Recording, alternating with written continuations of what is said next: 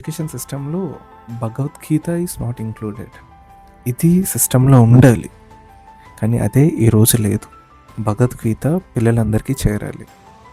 పిల్లలకే కాదు, పెద్దలకే కాదు, మీకు కాదు, నాకు కాదు, ప్రతి ఒక్కరికి ఈ జ్ఞానం తెలియాలి. It's about a spirituality. అంతేగాని ఒక పలానా దేవుడు అన్నది కాదు ఈ భగవద్గీత. ఈ భూమి మీద పుట్టిన ప్రతి ఒక్కరూ తెలుసుకోవాలి.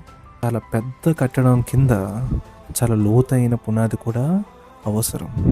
బట్ పునాది లేనిదే ఈ పెద్ద కట్టడం నిలబడదు. ఆ పునాదే గీత. గీత చాలా లోతైన పునాది లాంటిది. మీరు ఎంత ఎదిగితే అంత లోతైన పునాది అవసరం. అంత లోతైన పునాదే ఈ భగవద్గీత. శ్లోకాలు బాగా గుర్తుపెట్టుకుంటాను, లేకపోతే ఆ పుస్తకాన్ని చాలాసార్లు చదివేస్తాను.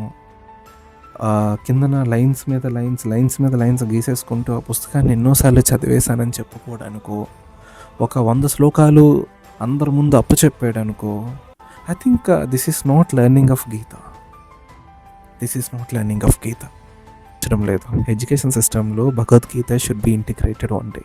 అంటే ఫర్ ఎగ్జాంపుల్, అశోచన అంటే దేని గురించి అయితే థింక్ చేయకూడదు, అన్వశోచత్వం, వాటి గురించి నువ్వు చాలా బాధపడుతున్నావు. అశోచన అంటే దేని గురించి అయితే థింక్ చేయకూడదు, దాని గురించి. శోచత్వం అంటే గ్రీవియన్స్, అంటే ఫీల్ అవుతున్నావు, బాధపడుతున్నావు అని. త్వం అంటే నీవు, ఇన్ సాంస్క్రిట్ త్వం అంటే యు అని. వాదాంచ అంటే like your speaking like a wisdom person, అంటే నీ చుట్టూ ఉన్న వాళ్ళ గురించి. యాక్చువల్లీ ఈ ప్రతిపదార్థాలు ఇవన్నీ తర్వాత విషయం, కానీ ఇక్కడ పాయింట్ ఏంటంటే, అంటే బ్యాటిల్ ఫీల్డ్లో, యుద్ధరంగంలో అవతల వాళ్ళని చంపాలి అంటే వార్ చేయాలి కదా వాళ్ళతో. అవతల ఉన్నది తన తాతయ్య, తన బంధువులు, భీష్మ మహారాజు, తన బంధువులు, అన్నదమ్ములు, తన గురువు, వీళ్ళందరూ అవతలు ఉంటారు కౌరవుల పక్షాన. అప్పుడు చాలా బాధపడుతూ ఉంటే, నేను వాళ్ళ గురించి చాలా బాధపడుతున్నానంటే, అశోచన అన్వశోచత్వం ప్రజ్ఞావాదాంశ భాషసే. అదేంటి, దేని గురించి బాధపడకూడదో దాని గురించి బాధపడుతూ తెలివైన వాళ్ళ మాట్లాడతావేంటి అర్జున అని కృష్ణ అర్జునుడికి చెప్తాడు అని.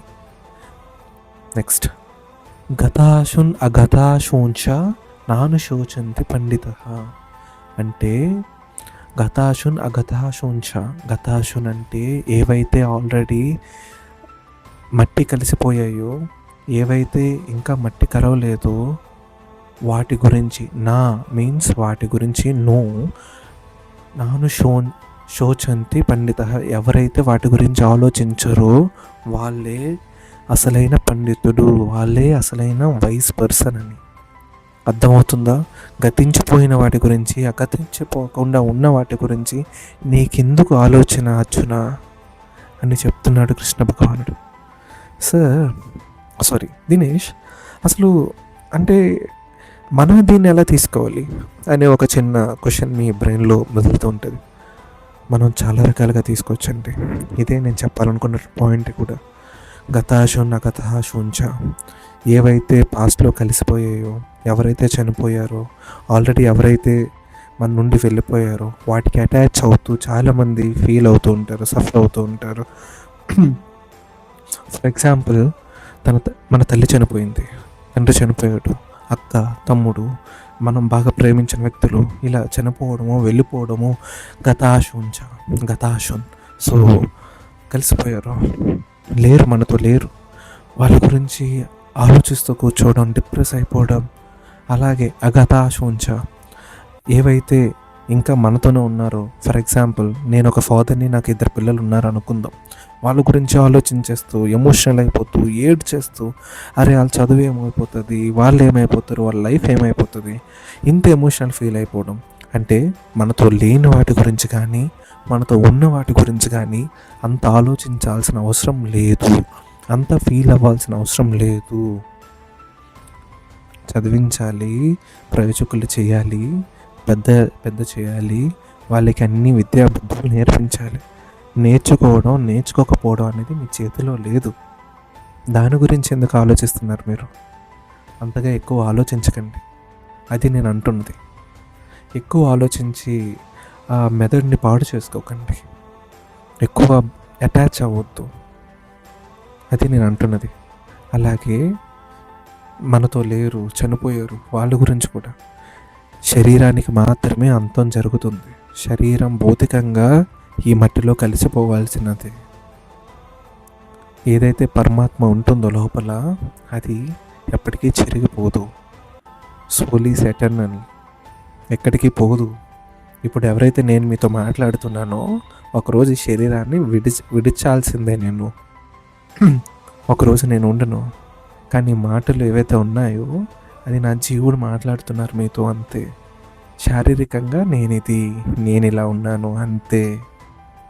అర్థమవుతుందా మీకు? అలాగే మీరు కూడా అలానే ఉన్నారు. ఒకరోజు మీరు ఉండరు, మీ శరీరం ఉండదు. కానీ మీ పరమాత్మ ఏదైతే ఉందో, జీవాత్మ ఏదైతే ఉందో, అది మళ్ళీ రూపు తీసుకుంటుంది. దాని గురించి ఎక్కువ ఆలోచించొద్దు. ఈ లోపే మన చుట్టూ ఉన్న వాటి గురించి అటాచ్ అయిపోయి బాగా బాధపడకండి. ధర్మం మాత్రం చేయండి. పిల్లలకి అన్నారు ధర్మంగా ఉంచండి. ఒకరిని కొన్ని ధర్మాలు మీకు ఉంటాయి, ఒక పని ఒప్పుకున్నారు, ధర్మంగా చేయండి, అంతే. ఇదంతా కూడా మీ బాధ్యతలు మాత్రం నిర్వర్తించండి. స్థితప్రజ్ఞ పాటిద్దాం. ఇదే ఈ యొక్క శ్లోకం యొక్క ముఖ్య లక్షణం.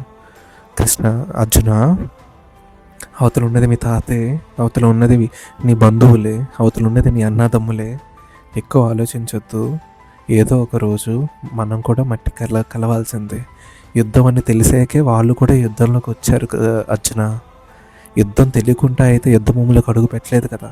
యుద్ధంలోకి వచ్చిన తర్వాత యుద్ధాన్ని మాత్రమే చూడాలి. ఇది నీ ధర్మం. నీ ధర్మం నువ్వు ఖచ్చితంగా పాటించాలి, అంతే. ఎవరు ఎక్కడికి పోరు. మనందరం పరమాత్మ. నువ్వు, నేను, ఈ మన చుట్టూ ఉన్న జీవులు, చెట్లు, ఆకులు, మనుషులు, ఎన్నో జీవులు, ఈ భూమి, ఈ భూమండలంలో ఉన్న సమస్తం కూడా ఒక పరమాత్మే. అది అర్థం అవడానికి సమయం పడుతుంది అర్జున నీకు. నువ్వు చేయాల్సిన పని మాత్రం నువ్వు వెళ్ళి చేయి, అంతే. సో ఇదండి దాని అర్థం.